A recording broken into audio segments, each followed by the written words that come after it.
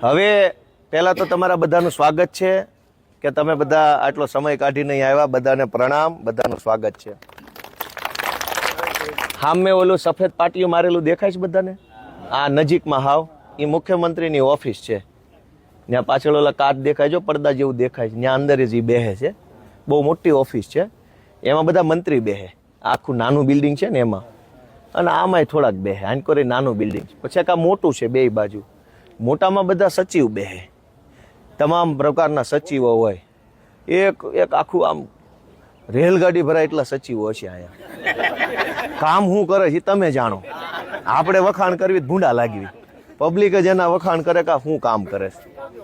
આવા 14 બિલ્ડિંગો છે. આવા આ દેખાય ને, જો આની અંદર 12 લખેલા છે. આવડું આ લગભગ 5 નંબર કે 4 નંબરનું. આવા 14 બિલ્ડિંગો ચારો તરફ છે.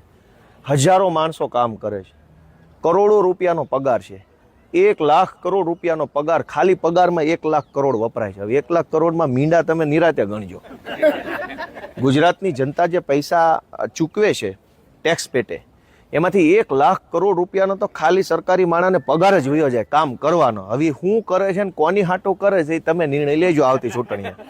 આવડી મોટી બિલ્ડિંગો, એસી, ગાડીઓ, ફૂલ સુવિધામાં તમને એમ લાગે કે આ વિદેશ જ છે. અહીં તમે જોવો છે ક્યાંય ધૂળે નહીં જોવા મળે, માખીઓ જોવા નહીં મળે, ગંદકી નહીં હોય, ટ્રાફિક નહીં હોય. ફૂલ ફેસિલિટીમાં જીવવાનું તમારા પ્રતાપે છે. અને એટલે જ હેઠે ઉતરવા તૈયાર નથી. હવે ખંભે બેહી ગયા છે. એટલે તમે આ બધું જોવો તો તમને ખબર પડે કે મત નકરા લઈ જાય પછી અહીં શું કરે તો કે મજા. કામ કરતા હોય તો હેઠે નું આવું થઈ ગયું હોય, કેમ અહીંયા જ આવું છે. એટલે તમે બધા આવ્યા. આ વિઠ્ઠલભાઈ પટેલ ભવન લખ્યું છે. વિઠ્ઠલભાઈ પટેલનું નામ કેમ છે અહીંયા? વિઠ્ઠલભાઈ પટેલ સરદાર પટેલના હગા ભાઈ હતા, મોટા ભાઈ. અને સંસદીય પ્રક્રિયાઓ જે છે, લોકસભા કેમ ચાલે, વિધાનસભા કેમ ચાલે, એના જે નિયમો છે, એના દેશના બહુ સૌથી બુદ્ધિશાળી માણસ એ જમાનામાં એ હતા.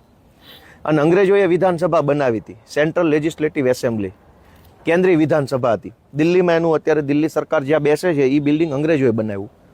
એના એ અધ્યક્ષ હતા અને ખૂબ બુદ્ધિશાળી માણસ હતા. એ જમાનામાં સૌથી બુદ્ધિશાળી માણસ કહેવાય વૈધાનિક બાબતો સંસદીમાં એ હતા. અને એના દિમાગના આઈડિયાથી તે આખી બધી પ્રણાલિકાઓ બની છે. અને એટલે એવા મહાન માણસનું નામ એ વિધાનસભા ઉપર રાખ્યું છે. આ બંને મોટા, આ નાના નાના બિલ્ડિંગ છે એ સ્વર્ણિમ સંકુલ છે. અને ઓલા છે એ સચિવાલયના મકાનો છે. ગાંધીજીના બે પુત્ર બેહાડ્યો છે જો સામે, પણ મોઢું અવળું રાખ્યું છે. ગાંધીજી આંકોર જોઈને બેહી નથી કેમ કે આ જોવા જેવું શું છે. એ અવળું ફરી ગયા. એ અવળું ફરી ગયા. એ કે આમાં તમારે સામે મારે જોવું જ નથી. કે જોઈ લો કઈ બાજુ મોઢું છે. નકર નજર ગાંધીજીના રાષ્ટ્રપિતા છે એની નજર છોકરા ઉપર વળી જાય કે શું કરે છે મારા બેટા રોજ બેહી. એને બદલે એ કે મૂકો ભાઈ, મારે આમાં કઈ જોવું નથી. કે આમ ફરી ગયા. આ હાલત અહીંયા છે, જોઈ લીધી નજરે. હવે કહેજો બધા ગામમાં જઈને લોકોને ગાંધીજી જેવા ગાંધીજી મોઢું ફેરવી લીધું છે. હવે આપણે ક્યાં એની વાહે લબડવાની જરૂર છે? વાત સાચી કે ખોટી? પછી અંદર બધા કેવું વાંચતા હતા? રેડી વાંચતા હતા. ભાષણ તો ક્યાંક હતું, વક્તવ્ય હતું જ નહીં, વાંચતા હતા. એટલે મેં તમને પૂછ્યું કે વાંચતા હતા બરાબર? થોડાક આ બાજુ આવી જાવ એટલે હાલવાની વ્યવસ્થા. થોડાક આ બાજુ આવી જાવ. એક ઓલું પીળું પંપુડું હટાઈ દેજો વડીલ, કાંઈ વાંધો નહીં, હટાઈ દો તમે. હાવ હાલવાની વ્યવસ્થા થઈ જાય. હા, મારો વારો હજુ આવશે. એટલે હવે વસ્તુ શું છે, બે વાત છે. મારે અંદર જવાનો ટાઈમ થઈ ગયો છે. કે સરકાર કરોડો અબજો રૂપિયા ફાળવે છે. 4 લાખ કરોડનું બજેટ આવ્યું. એવડી મોટી મોટી વાતો અહીંયા બેહીન થાય છે. એના કરતાં 10% કામ હેઠે નથી થતું. તમે વાતું 20 કિલોની કરો તો 500 ગ્રામ તો કામ કરો. અમે એટલું જ કહીએ છીએ વિપક્ષ તરીકે, 500 ગ્રામ કામ કરીને દો. 20 કિલોની ભલે વાત કરી લીધી, પણ નહીં. ગયા વર્ષે 20 કિલોની કરી હોય તો આ વખતે 40 કિલોની વાતો કરે. કામ તો ગયા વર્ષે એવું ને એવું, આ વર્ષે એવું ને એવું. તમને જાણીને નવાઈ લાગશે કે સરકારનું બજેટ હમણાં આવ્યું, એમાં શહેરોનો વિકાસ કરવા માટે 33,000 કરોડ રૂપિયા ફાળવા. ગામડાનો વિકાસ કરવા માટે કેટલા ફાળવા? 14,000 કરોડ. શહેર કરતા અડધા રૂપિયા નથી ફાળવા. હવે રૂપિયા જ ઓછા આપ્યા છે. હવે ગોળ નાખે એટલું ગળ્યું થાય ને? ગોળ જ ઓછો નાખ્યો છે તો કેમ ગળ્યું થાય? આ સરકાર એમ ધારે છે કે ગામડાનો વિકાસ ન થાવો જો, ગામડું ભાંગીને બરબાદ થઈ જાય તો બધા વિસ્તરા પોટલા લઈને અમદાવાદ, રાજકોટ, સુરત આવવા માંડે. હાંકડી ખોલ્યુંમાં રહે તો સરકારના લાચાર બને અત્યારે તમે તમારા મરજીના માલિક છો, કેમ કે 10, 15, 20 વીઘાના તમે ખાતેદાર છો, એટલે તમે આમ તમારું બિંદાસ છે કે ભાઈ આપણે કોઈના ઓશિયાળા નથી, અમારું ખેતર છે, મહેનત કરીને ખાવું છે, કોઈની ઓશિયાળી કરવી નથી. તમને ઓશિયાળા બનાવવા હાટું થઈ ખેતીનો વિકાસ ન થાય, ગામડાનો વિકાસ ન થાય, એટલે અહીંથી પૈસા જ ઓછા ફાળવા છે. 50% કરતાંય ઓછા છે, અડધો અડધ નથી. ગુજરાતમાં ગામડા જાજા કે શહેરો જાજા? તો પૈસા જાજા ક્યાં ફાળવવા જોઈએ?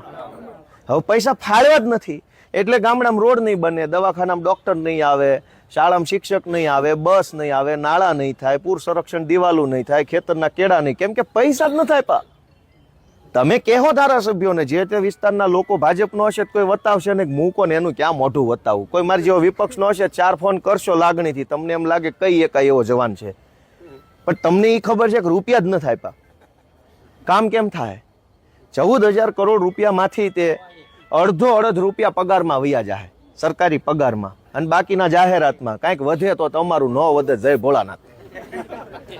આ પરિસ્થિતિ ગુજરાતની તમે નજરે જોઈ શકો. સાંભળો ઘડીક, તમે નજરે જોઈ શકો કે ભાઈ તમે વર્ષોથી મત આપ કરો છો, પણ થાય શું અહીંયા? એટલે મેં તમારા બધાના આશીર્વાદથી આ બધું છે, નકર અહીંયા અમને કોઈ ગરવાય ન દે. નીકળો એમ જ કે સીધા, જ્યાં હોય ને બધે ઊભા છે, નહીં ઘૂસવા દેવા માટે. સામાન્ય માણસ જોઈએ જ નહીં, આ વીઆઈપી હોય તો ચાલે, પણ તમારા હાથમાં તાકાત છે, તમે જેનું બટન દબાવો ની માણા આમ ઠપ ઠપ ઠપ કરતો વયો જાય, કોઈ રોકી ન શકે. અહીંયા અંદરે વયો જાય ને બારી આવી કે. એટલે હવે તમારે અહીંથી જવાનું છે જમવા. અહીં ગાર્ડનમાં ફરવું હોય ફરી શકો છો, અને હું તો કહું છું ફરો, થોડો કાંટો મારો, જોવો, આમ તમને એમ લાગશે કે આ વિદેશ જ છે. સુવિધામાં કાંઈ ઓછું નહીં હોય. ઝાડવા એવા છે જેના આપણને નામ ન ફાવે, એવા તો લઈ આવ્યા ઝાડવા. આકાર તમે જોવો તો આમ સરસ મજાનો આકાર, ફૂલડા ના તે બધું જ હોય છે, બરાબર છે. એટલે તમે અહીંથી જોશો, પછી બસ બોલાવી જમવા જઈ અને તમે જમી લેશો. લગભગ કલાક, સવા કલાક થાય, જમીન કદાચ કલાક આરામ કરવો હોય તો થોડોક આરામ કરો, પછી હું તમને ઘર જોવા લઈ જઈશ.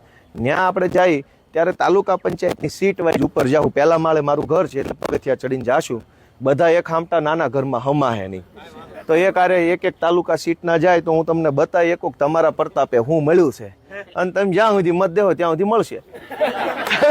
તમે તાળું મારી દો, અહીં અમને કાઢી મૂકશે કે હાલો નીકળો, વાત પૂરી થઈ ગઈ હવે.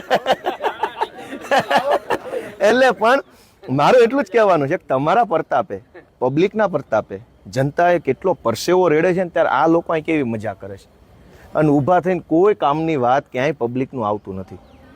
માત્ર મોદીના વખાણ, માત્ર અમિત શાહના, હર્ષ સંઘવીના, જે ઊભો થાય ને વખાણ કરે છે, જે ઊભો થાય ને નકરું. અરે પણ 10 મિનિટ ખાલી માનની ભૂપેન્દ્રભાઈ પાછા એને મૃદુ બોલતા નથી આવતું, મુર્દું કરે. અડધાને તો મૃદુ એટલે કોમળ, એને મૃદુ બોલતા કે મુર્દુ મુખ્યમંત્રી. આવું હાવ બધું જય ભોળાનાથ હાલે. એટલે બધું ઈ તમે નજરે જોવો તો તમે માનો. એટલે મેં તમને અહીંયા આમંત્રણ કર્યું છે, તમે આવ્યા, મને બહુ ખુશી થઈ. મારાથી કાંઈ અગવડ સગવડ થઈ હોય તો માફ કરજો, થોડીક અડિયાપાટી છે. કાંઈ દાંતો પૂરા આવતા હોય, પણ કેમેરા અમારી સામે હોય બહુ કઢાય નહીં. ઝાઝા દાંત આવતા હોય પણ કેટલાક કાઢવા, બોલો અમારી સામે જો કે નકરા દાંત કઈક કરે, પછી શું કરવું અમારે તે, બરાબર છે. અને બધાનો ખૂબ ખૂબ હૃદયપૂર્વક આભાર. હું અંદર જાઉં છું. ધવલભાઈ, દિનેશભાઈ ને બધા આપણા સંકલન જોઈ રહ્યા છે, બરાબર. હમણાં પાછો હું તમને મળીશ. થોડુંક વહેલું મોડું થાય, થોડીક અગવડ સગવડ થાય તો કાંઈ બોલું સહકાર આપજો બધા આપણી ટીમને, બરાબર છે. ચાલો રજા લો બધાની, ખૂબ ખૂબ આભાર. ચાલો.